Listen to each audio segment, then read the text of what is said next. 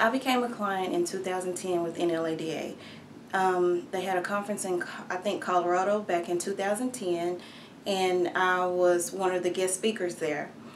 And at that time, someone from NLADA heard my story, heard me share my story, and they decided they wanted to recruit me in their client policy section because they felt like I could be a great benefit.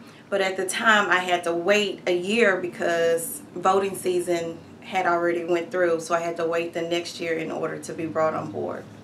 My story goes back to 2000.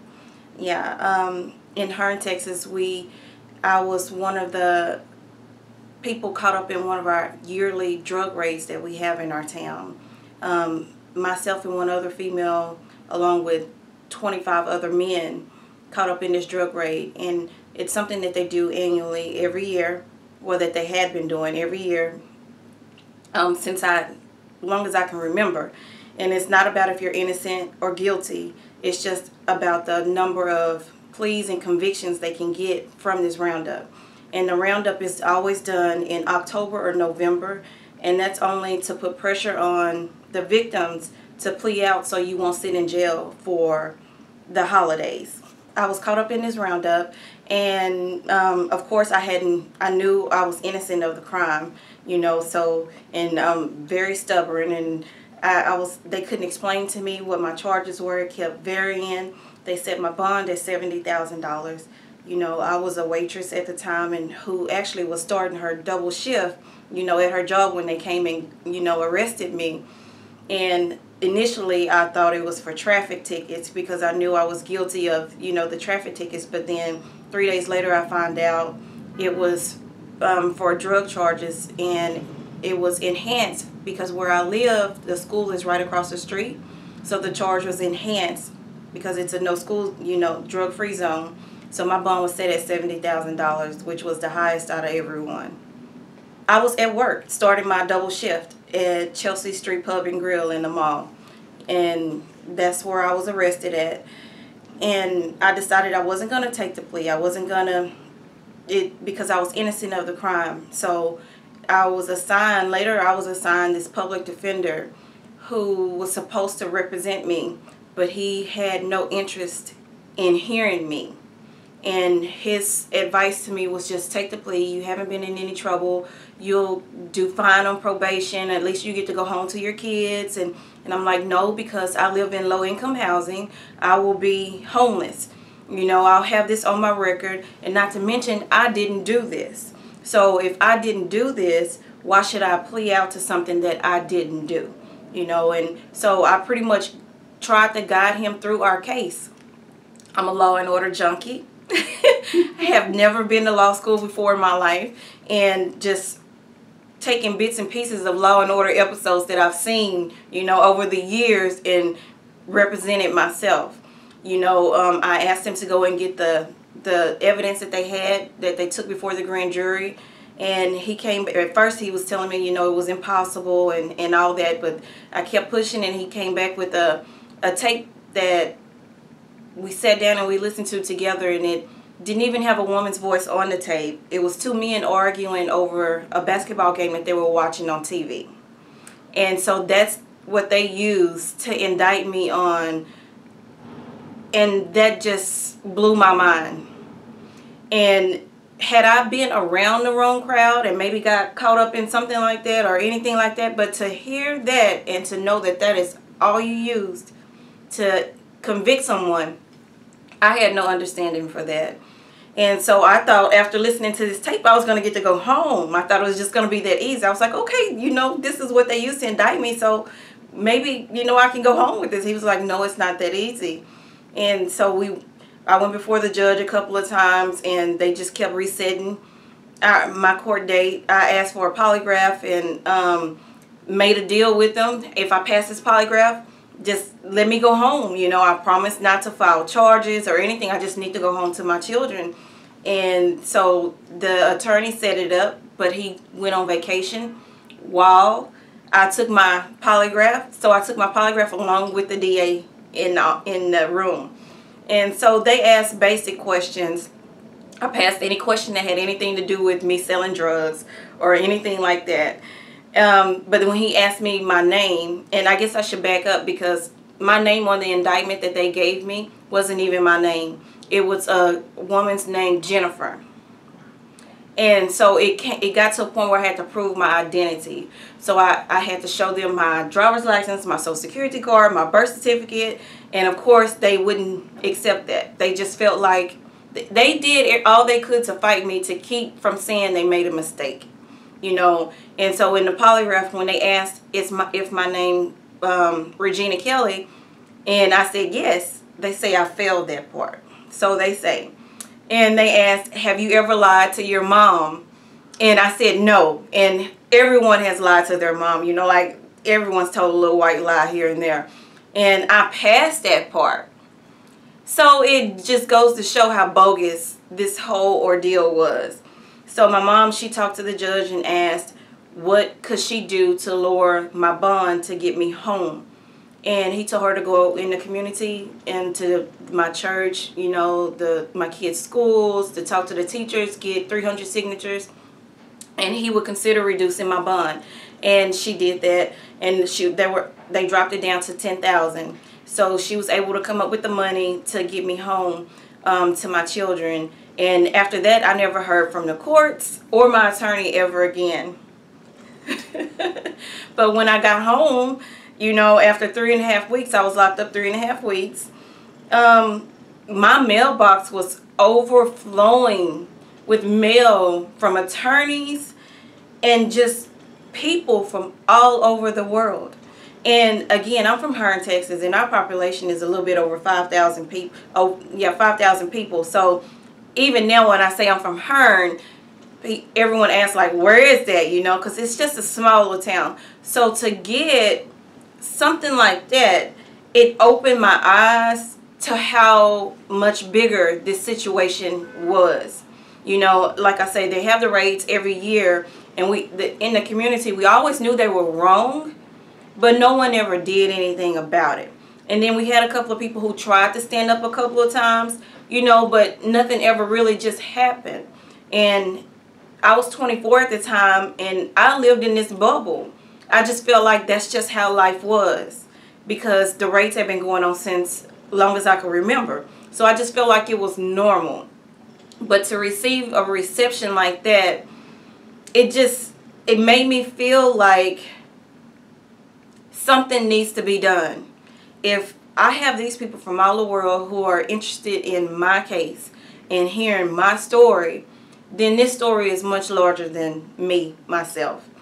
And the ACLU, the American Civil Liberties Union, they started coming down to our communities and holding meetings, and I missed the first couple of ones because I was going through the whole ordeal of being locked up and coming home, and I was different, and I just didn't want to be bothered, you know, and I don't know, I just wanted to be left alone because I was trying to get used to not being told when I can eat, not being told when I can move around, and just walking in and out the door, you know, of my house when I felt like it. I couldn't even sleep at night because I would just get up and walk around the house and just walk outside and just stand outside and smell the air and come back in. And this went on for so long, you know, and it just kind of did something to me.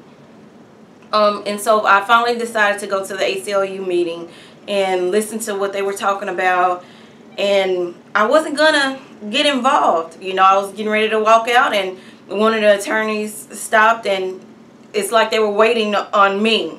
You know, like I said, it was 27 of us, and I was the only one who had a clean record. Everyone else had a previous record. So it was like, we need you. We would like to take on this case, you know, and I was the face for it, being that my background was clean. So I laid down what I wanted and what I expected from the process, and it wasn't about the money or anything like that, because I felt like you can give me $20,000 today or tomorrow, but if you don't put rules in place and change policies, they're going to have this exact rate again tomorrow.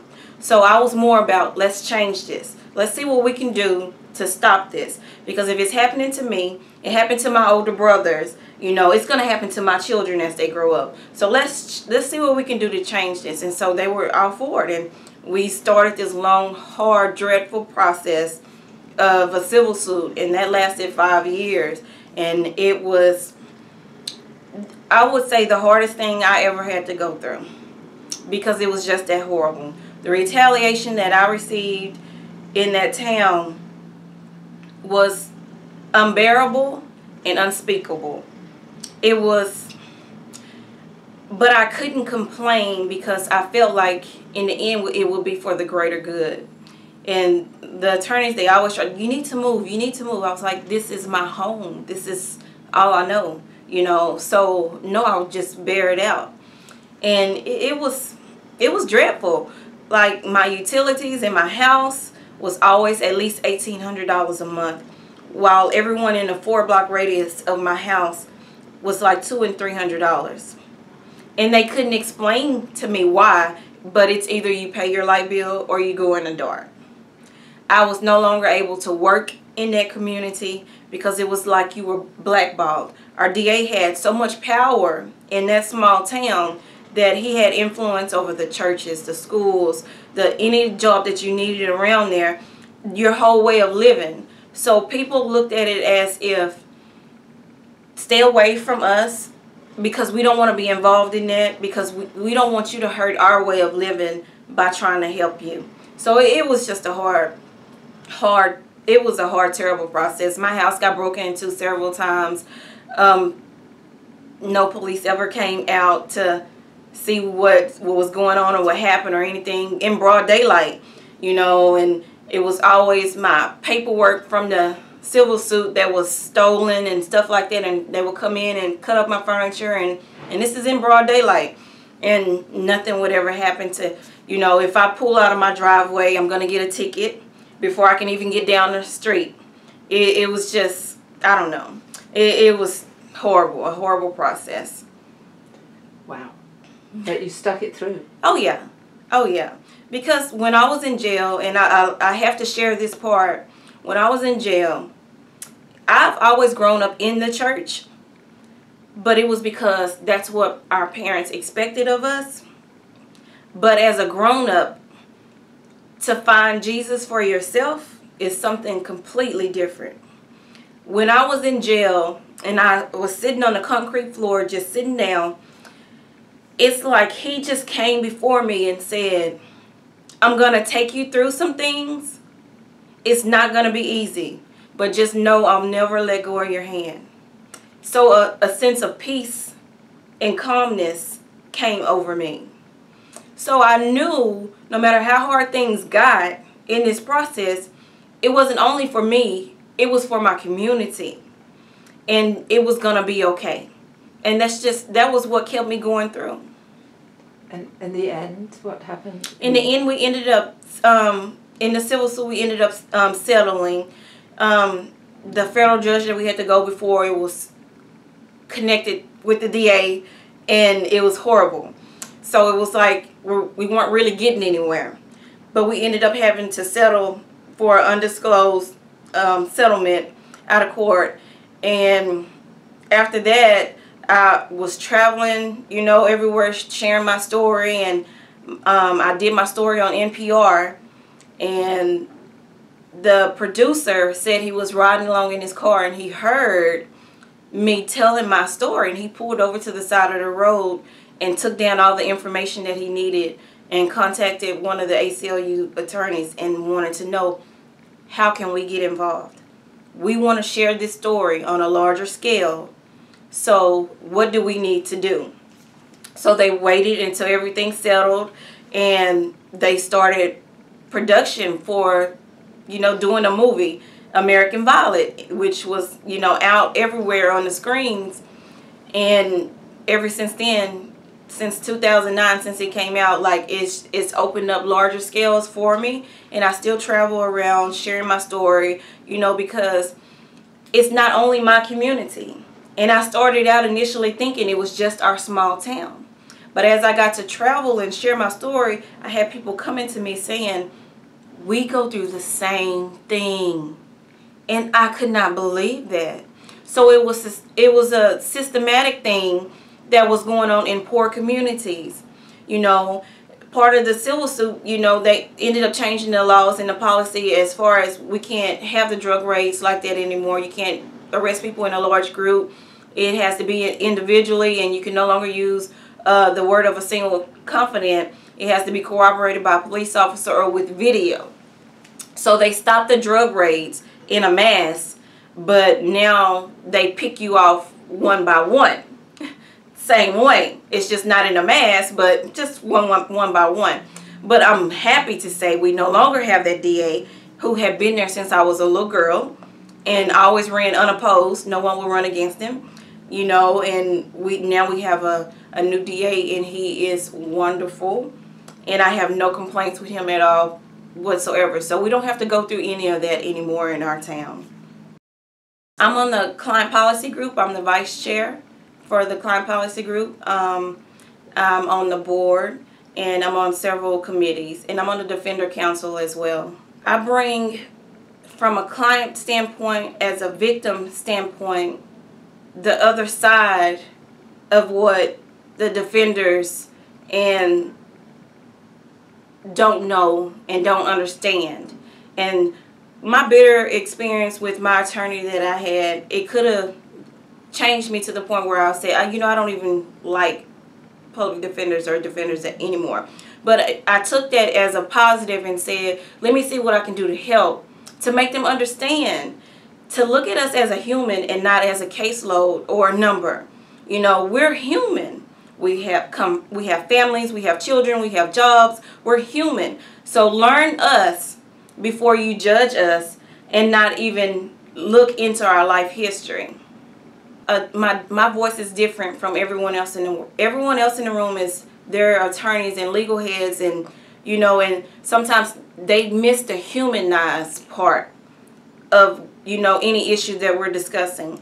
It's one thing for you to go in and just try to work on different policies and this and that and all that, but if you don't know how it's going to affect someone like me and my community, then you need to understand the consequences to this and how it's going to affect people before you jump on this boat.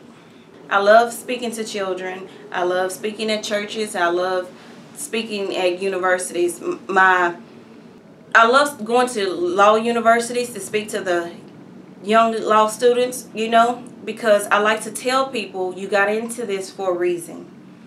Don't lose your passion. Don't lose what you started this for when your caseloads get heavy and you're tired and you're drained and exhausted and you just want to rush through the day. Don't forget, at the end of the day, we're human. And when I speak to children who have troubled past or come from hard circumstances, I want them to know that your circumstances shouldn't shape who you are. You know, you're free to be who you are as a human and take your negative and turn it into a positive and not go down that road, not go down that road of getting in trouble and getting caught up in the system, because once when you're in the system, you're in the system, and it's hard to live a regular life, and it's almost next to impossible, you know. So I try to keep them away from that and try to bring something positive into their lives.